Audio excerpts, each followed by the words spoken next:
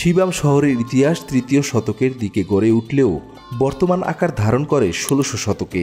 এই শহর মূলত হাদ্রামাউত উপত্যকার বাণিজ্যিক কেন্দ্র ছিল, যেখানে ব্যবসায়ীরা একত্রে বসবাস করতেন।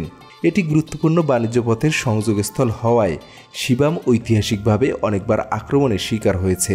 ফলে স্থানীয়রা আত্মরক্ষার জন্য শহরটিকে উঁচু ও সুরক্ষিত কাঠামোয় গড়ে তোলে। ১৯৮২ সালে ইউনেস্কো শিবামকে বিশ্ব ঐতিহ্যবাহী স্থানের তালিকায় অন্তর্ভুক্ত করে, কারণ এটি ঐতিহ্যগতভাবে টিকে থাকা বিশ্বের অন্যতম প্রাচীন উচ্চ নগরী। শিবাম শুধু একটি শহর নয়, এটি মানব সভ্যতার স্থাপত্য শিল্পের এক বিরল নিদর্শন।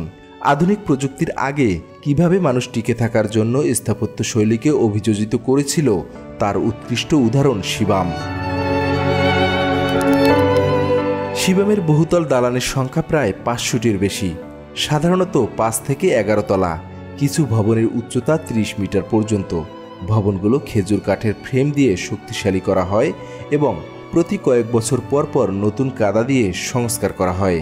প্রথম তলায় পশুর জন্য গোয়ালঘর বা দোকান থাকে, উপরের তলাগুলো বসবাসের জন্য ব্যবহৃত হয়।